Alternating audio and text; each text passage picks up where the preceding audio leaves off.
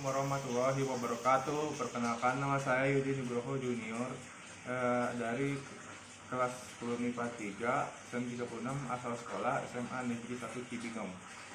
Hari ini saya akan menjelaskan biografi tentang seorang tokoh yang terkenal, yaitu Isaac Newton.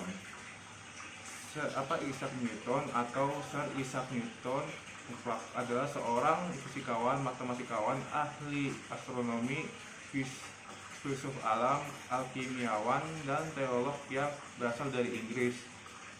Dia merupakan pengikut aliran heliocentris dan ilmuwan yang sangat berpengaruh sepanjang sejarah. Bahkan dikatakan sebagai bapak ilmu fisika klasik. Pada masa-masa awalnya, Isaac Newton itu dilahirkan pada tanggal 4 Januari 1643 di Woolsthorpe by Cotswold, sebuah hamlet desa di county Lincolnshire.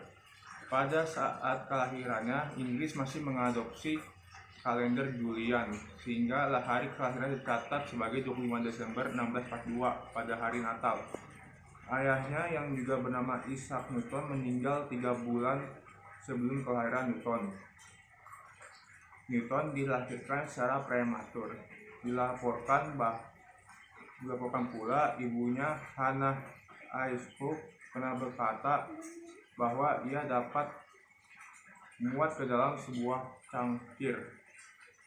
Ketika Newton berumur 3 tahun, ibunya menikah kembali dan meninggalkan Newton di bawah asuhan neneknya, yaitu Margery Icehook.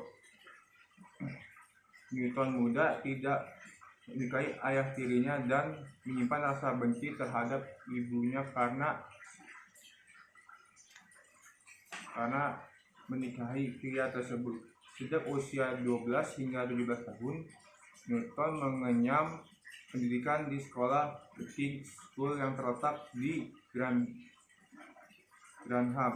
Tanda tangannya masih terdapat di perpustakaan sekolah.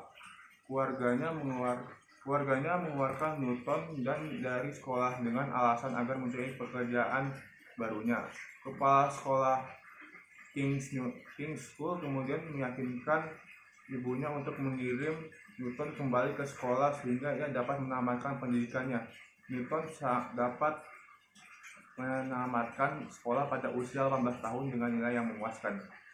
Pada Juni 1661, Newton diterima di Trinity College, Universitas Cambridge sebagai seorang Caesar atau mahasiswa yang belajar sambil bekerja.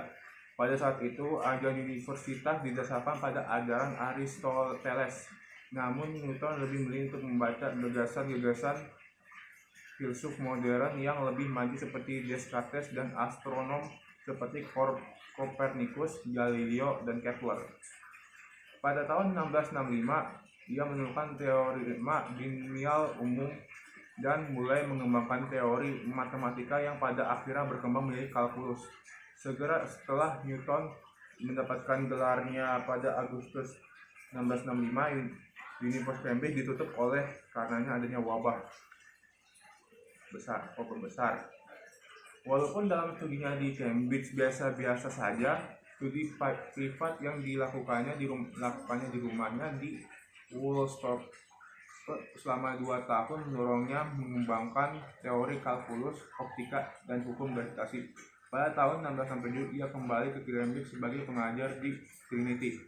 Masa dewasa pada bidang matematika. Kebanyakan ahli sejarah bahwa Newton dan Leibniz mengembangkan kalkulus secara terpisah.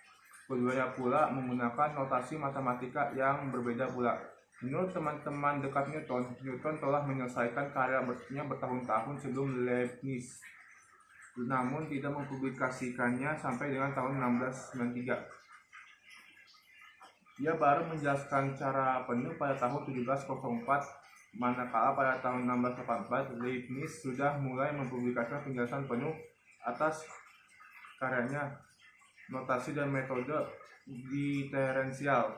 Leibniz secara universal diadopsi di daratan Eropa sedangkan kerajaan Britania baru mengalaminya setelah tahun 1820. Pada optika, dari tahun 1670 sampai dengan 1672, Newton mengajar bidang optika. Semasa periode ini, ia menginvestigasi refraksi cahaya, menunjukkan bahwa kaca prisma dapat membagi cahaya putih menjadi berbagai spektrum warna, serta lensa dan prisma keduanya akan menggabungkan kembali cahaya-cahaya tersebut menjadi cahaya putih. Dia juga menunjukkan bahwa cahaya berwarna tidak mengubah sifat-sifatnya dengan memisahkan bekas berwarna dan menyorotkan ke berbagai objek. Newton mencatat bahwa tidak peduli apakah bekas cahaya tersebut dipantulkan, dihamburkan, atau ditransmisikan, warna bekas cahaya tidak berubah. Dengan demikian, dia mengamati bahwa warna adalah interaksi objek dengan cahaya yang sudah berwarna dan objek tidak menciptakan warna itu sendiri. Ini dikenal sebagai dengan teori warna Newton. Dari usahanya ini dia menyimpulkan bahwa lensa teleskop refraksi akan mengalami gangguan akibat dispersi cahaya menjadi berbagai warna atau aberrasi kromatik. Sebagai bukti konsep ini, dia membangun teknologi dan membangun teleskop menggunakan cermin sebagai objektif yang mengakali masalah tersebut pada matematika dan gravitasi. Pada tahun 1609, Newton kembali menggunakan mekanika benda langit, yaitu gravitasi dan efeknya terhadap orbit planet-planet. Dengan referensi terhadap hukum Kepler tentang gerak planet, ini dirangsang oleh pertukaran surat singkat pada masa 1679 sampai 1680 dengan Hooke yang telah ditunjuk untuk mengelola korespondensi Royal Society dan membuka korespondensi yang dimaksudkan untuk meminta sumbangan dari Newton terhadap jurnal Ilmiah Royal Society. Akhirnya kembali ke ketertarikan Newton terhadap astronomi mendapatkan rangsangan lebih lanjut dengan munculnya komet pada musim dingin 1680 sampai dengan 1681 yang dibahasnya dalam korespondensi dengan John Hempstead. Setelah diskusi dengan Hooke, Newton menemukan bukti bahwa bentuk elips orbit planet akan berasal dari gaya sentripetal yang berbanding balik dengan kuadrat vektor jari-jari. Newton mengirimkan hasil kerjanya ini ke Edmund Halley dan ke Royal Society dalam The Motu Corporum in Gyrum, sebuah risalah yang ditulis dalam 9 halaman yang disalin ke dalam buku Register Royal Society pada Desember 1684. Risalah ini membentuk inti argumen yang kemudian akan dikembangkan menjadi Principia. Principia dipublikasikan pada 5 Juli 1687 dengan dukungan dan bantuan keuangan dari Edmund Halley. Dalam karyanya ini, Newton mengatakan hukum Newton yang memungkinkan banyak kemajuan dalam revolusi industri yang kemudian terjadi pada masa tuanya.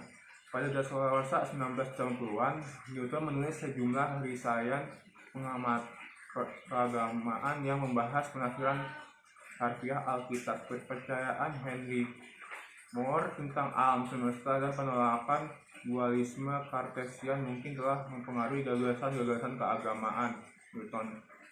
Naskah yang dia kirim ke John Locke yang berisi bantahan terhadap eksistensi Trinitas tidak pernah diterbitkan. Karya-karya akhirnya The Chronology of Ancient Kingdoms Amended pada tahun 2008 dan Observation upon the Prophecies of Daniel and Apocalypse of Saint John tahun 1733 diterbitkan setelah kematiannya. Dia juga mencurahkan waktu cukup banyak untuk studi alkimia, Melewati akhir hayatnya, Newton bertempat tinggal di Cranberry Park dekat Winchester sampai wafatnya pada tahun 1727. Newton wafat dalam tidurnya di London pada tanggal 31 Maret dan dikebumikan di Westminster Abbey. Setelah kematiannya, tubuh Newton ditemukan mengandung 9 besar raksa, mungkin sebagai akibat di alkimianya. Keracunan air raksa dapat menjelaskan kesentrikannya Newton di akhir hayatnya. Sir Isaac Newton ini telah sangat berjasa karena telah merumuskan beberapa banyak rumus matematika dan fisika yang dapat membantu kita dalam kehidupan sehari-hari ataupun dapat untuk yang bidang astronomi ataupun yang lainnya. Yang tadi itu bukan penjelasan biografi Sir Isaac Newton yang telah saya sampaikan. Semoga bermanfaat. Terima kasih telah menonton. Wassalamualaikum warahmatullahi wabarakatuh.